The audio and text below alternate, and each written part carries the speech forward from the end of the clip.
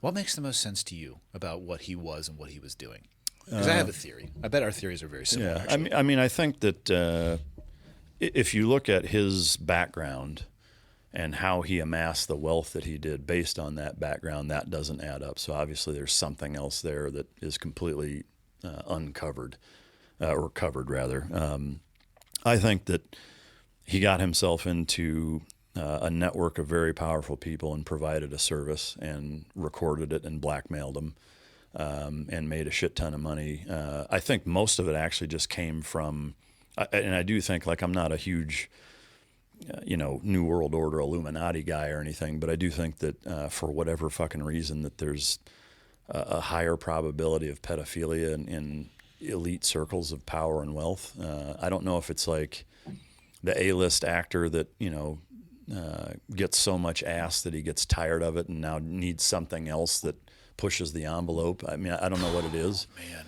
But it seems like there's a higher percentage of people in those circles that engage in that kind of stuff, including our own U.S. government. And I think that that's probably why you don't see a lot of it being released, is that there are people that are currently in positions of power and influence that are probably on that list. But I think he did two things. I think he mostly made money in providing a service for people at a very high level for child sex trafficking. And I think whether or not he actually videotaped it and blackmailed him, maybe not. But I think there's an understanding that he knew all of the people that were doing it. And there's enough of those people with enough power and influence to say, I don't want that fucking guy going anywhere near a courtroom knowing what he knows.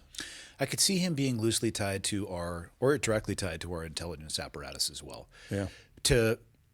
I think that largely the same thing, that there's no way that he was operating at that level. Just in the number of times that he bounced up against law enforcement and was kind of set back, I think that he was providing not only that service, but I think if he was tied to the intelligence community, he was doing so to people that they wanted that service tied to, so they could then have leverage upon them. Yeah. I think that explains to me his ability to operate largely what it seems like in plain sight. Yeah, that makes more sense. And people are like, it's the CIA. I'm like, listen, the CIA is an umbrella. There's a bunch of people inside of the CIA, and if, let's say, there was a half a dozen of them that were involved in that in some way, is that the CIA? I guess because they're working under that charter, but let's not confuse the organization with individuals. Yeah. You know what I mean?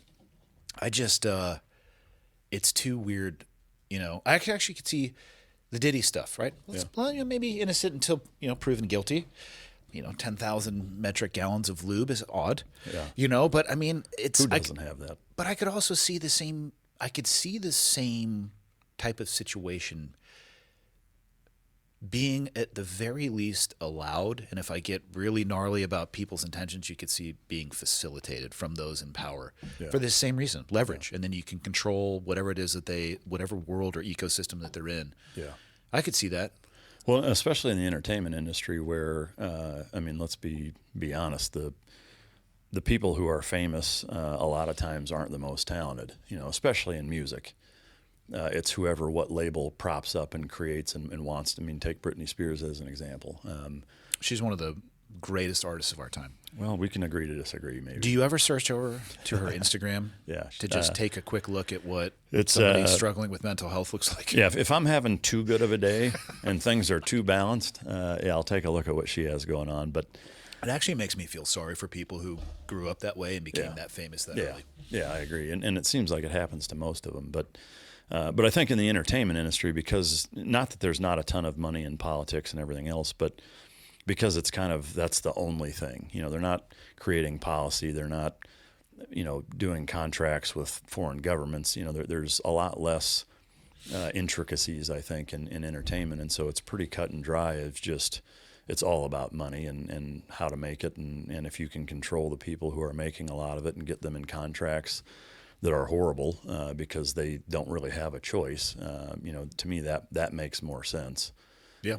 But in that exact same kind of framework of it's a broader scale of using uncomfortable and illegal things to leverage people into just making them do whatever you want. Somewhere out there's a Rolodex of some pretty gnarly shit.